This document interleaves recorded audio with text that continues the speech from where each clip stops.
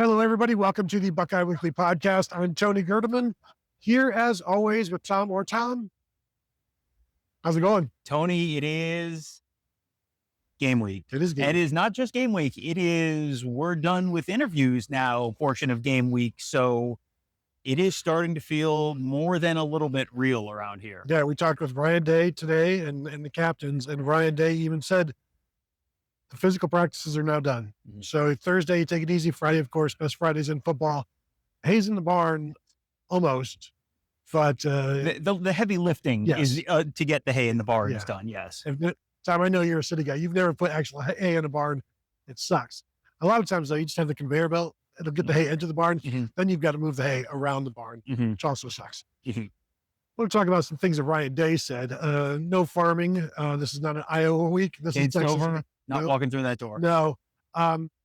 Both him and even Steve Sarkisian, they are ramped up to play this game. They are both very excited to play this game. Obviously, they love the big game atmosphere. I think also there's a side of them both, and Day as like they're going to find out so much more about their team after this, and you want to know what kind of team you have. And the best way to find out is to play another team like yours that isn't your team in practice. Right. This is a talent equated kind of game, because when you're looking at your offense on the practice field and they score a touchdown, is that good news because your offense scored a touchdown, or bad news because your defense gave up a touchdown? Well, it's a real high level offense and it's a real high level defense. So exactly how high level is one of them? Not quite as high level as you think. This is the kind of game. There is not going to be a big mystery in terms of, we will probably go into October without really knowing how good Penn State is. Mm-hmm. It is Saturday afternoon, you're going to have a pretty good sense for where Ohio State and Texas are. And there's obviously going to be a lot of growth that occurs for both of the teams afterwards. And I have said this before, and I'm going to say it again, because this feels like good life advice to you, friends. Whether it is good news or bad news for Ohio State on Saturday, I would take the takes and take them from like a 9.5 down to about a 3.5. This is the kind of game where you play a team at the beginning of the year. Oregon fans had some thoughts on Ohio State football and that was in October last year.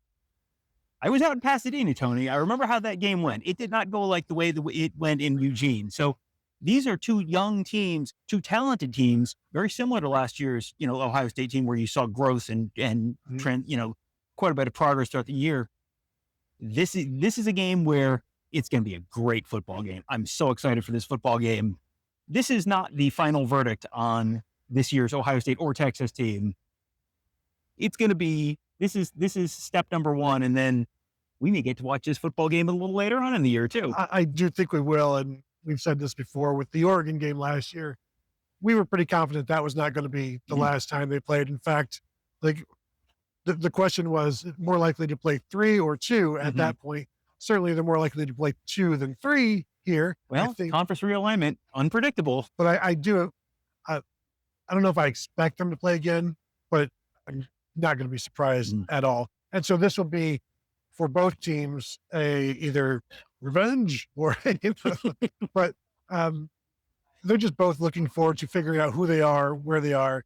Ryan Day was asked about, do you have jitters? And he's like, there's no jitters. But like one of the things is, he is sharing his experience with the team about big games like this. But most of these guys, part of the playoffs, they weren't starting, most of them, but they played it, they saw in it, they've experienced this. And so one of the things he's told them is you can't have expectations other than to win, because when you start having expectations and something doesn't go right, now it's like, what's going on? Yeah. Like if you only have the one expectation, like you don't necessarily have to worry about what's gone wrong in the first quarter. You're adjusting and all of those things, but basically don't try to create this fantasy of how things are going to go. Just do what you can play by play to get the game won. Right. And this is actually good advice for life in general, because happiness in life is basically results minus expectation. So if you go in without the expectation that, Ohio State's going to win this game by 3 touchdowns, I've seen plenty of that. And I've seen plenty of Texas is going to win this game by 3 touchdowns.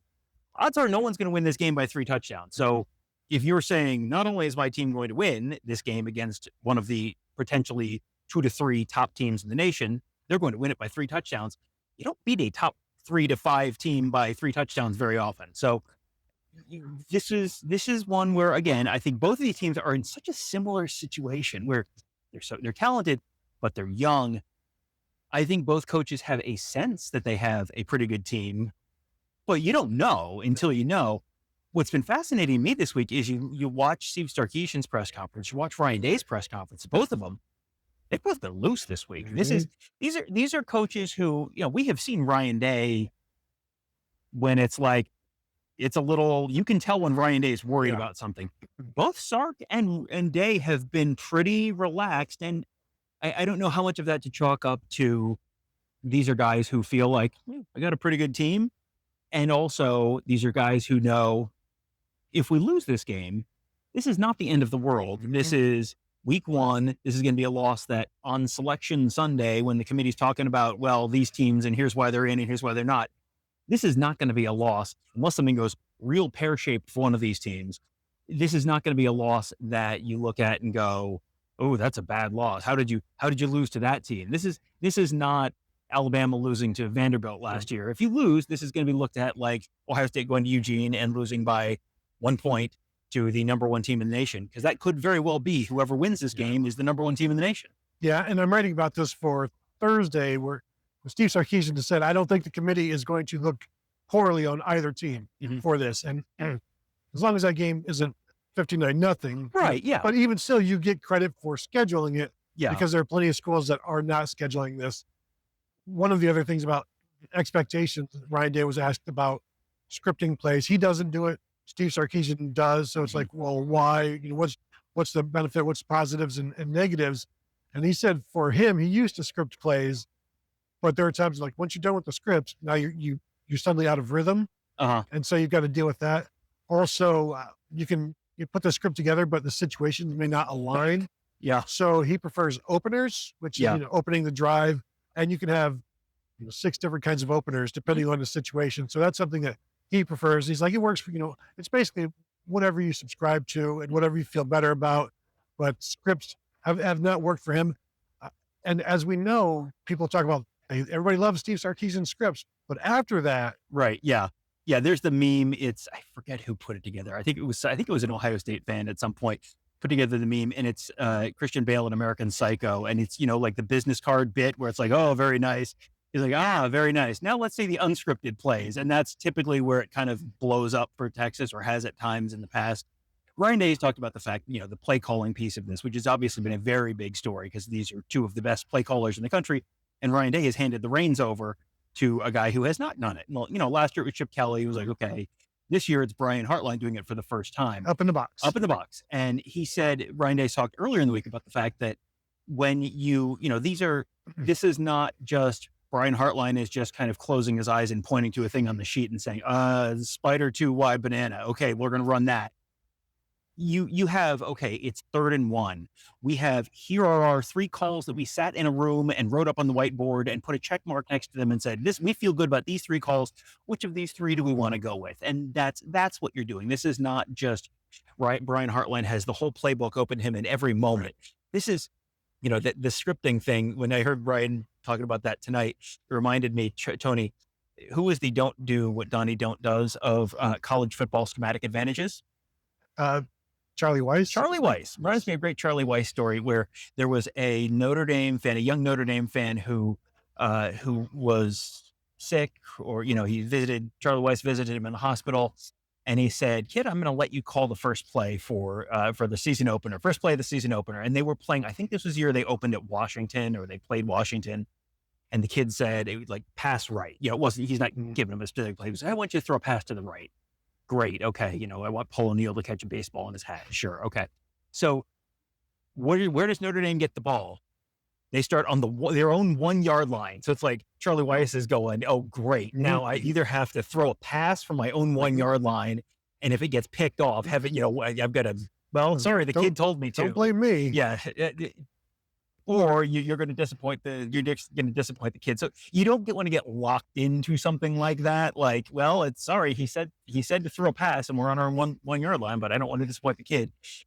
Obviously that's a little bit of an over the top example, but the same principles there. You don't want to go, well, we're going to open, we're going to run the triple reverse flea flicker. Or, oh, look, we're at our own one. Is this a good place to run that? Not ideal, no. In the 80s, real quick, Columbus used to have like this specific type of cable service that you could use it, and it was like interactive. They allowed people to like call plays for an indoor football league. If I remembering legend correctly. Why were the 80s the best time? Well, let me tell you about the Wendy's sunroom and Columbus cable. Also, we're going to get to a point where NIL, you get to call the first play. You know, if you're going to put some money forth.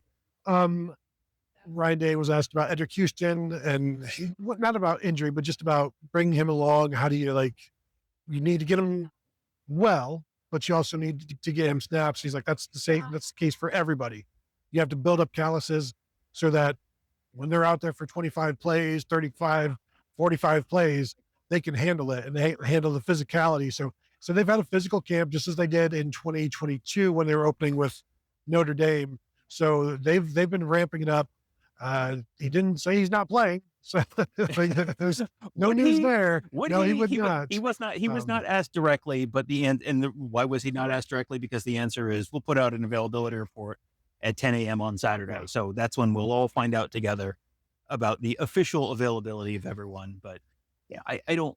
Yeah, he didn't say he's not playing, so I don't know that he's going to be at 100%. But yeah, I think my expectation would be you will see him on the field on Saturday. And the last thing I have from Ryan Day is he didn't say Philip Daniels is starting, but he's pretty much right Philip Daniels in as a starter, because then he also said, well, we'll see, what happens, whether we want to do some rotating. We'd like to, but we'll see. So it sounds like that is Philip Daniels' job, and that means the offensive line then is, I assume, set with Austin Sierravelt at left tackle, Luke Montgomery at left guard, Carson Hisman at center, Tegra Shabola at right guard, and then Philip Daniels at right tackle. Yeah, and he said you're going to see more rotation on that line. I would guess week 2, you will see more rotation on that line, and you'll see more of Ethan Onionwa, guys like that. But you're not going to see that necessarily week 1.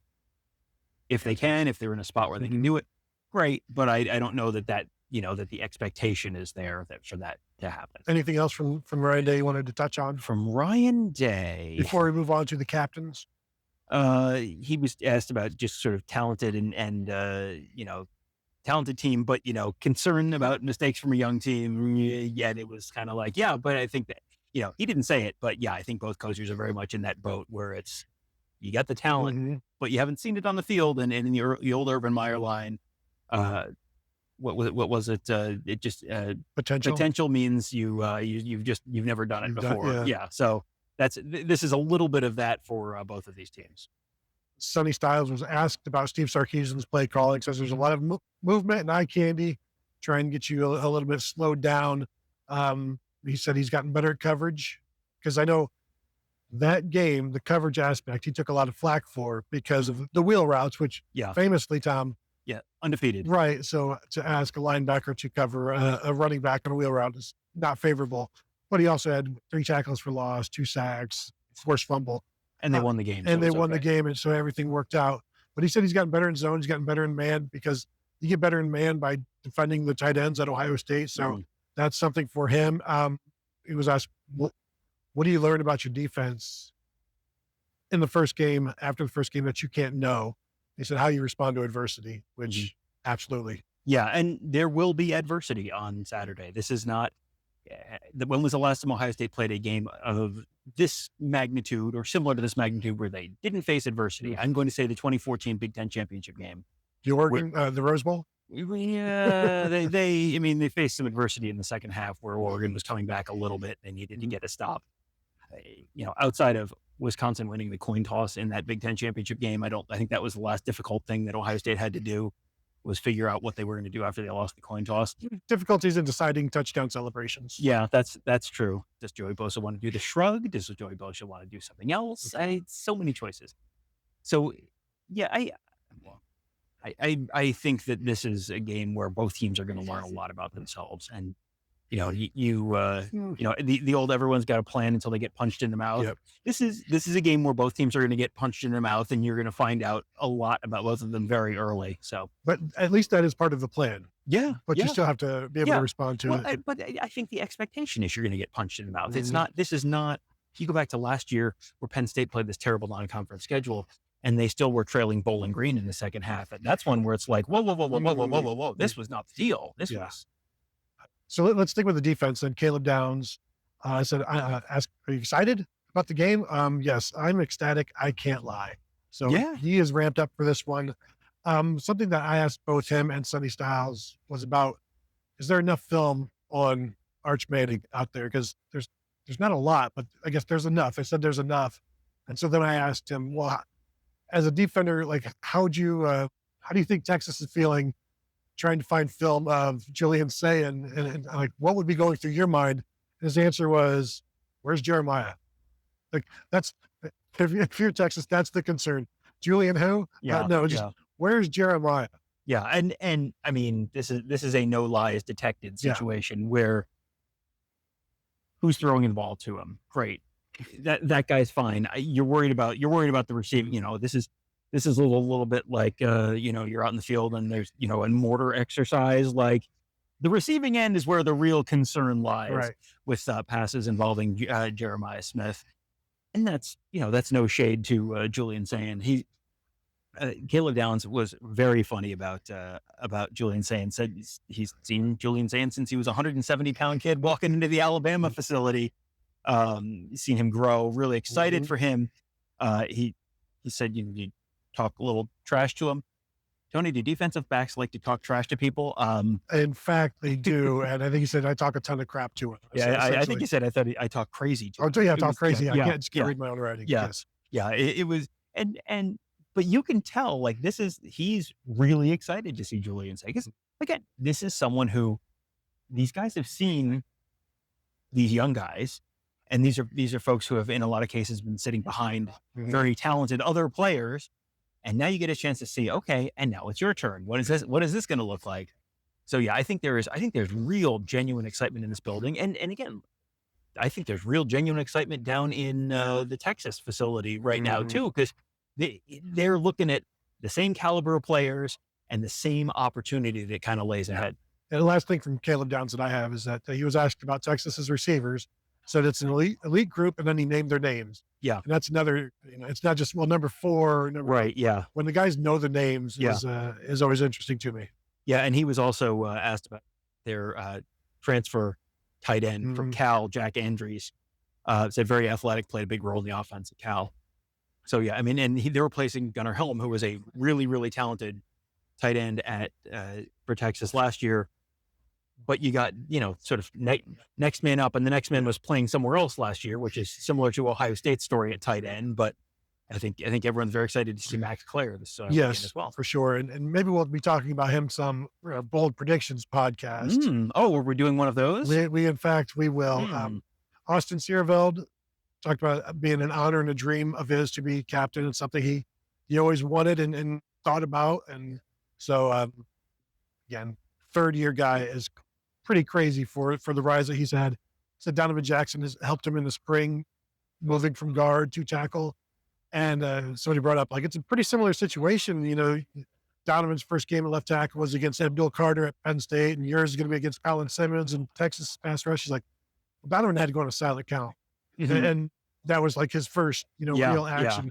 So Austin's got a much better situation, and still going to be tough, but it's different levels of difficulty. It's different levels of difficulty. And also number one, you're not on the road. So you have that. The crowd is in your favor and not working against you. But number two, Donovan Jackson was not playing left tackle 7 days before that. That was Zen Mahalski playing left tackle 7 days before that. And so Donovan Jackson had, played left tackle, but had not been practicing left tackle for the previous month. So you've got a little bit more of a head start as well for Austin Seerveld. But man, you look at Donovan Jackson's story last year and how the incredible impact he had on that team, where I think it kind of got lost.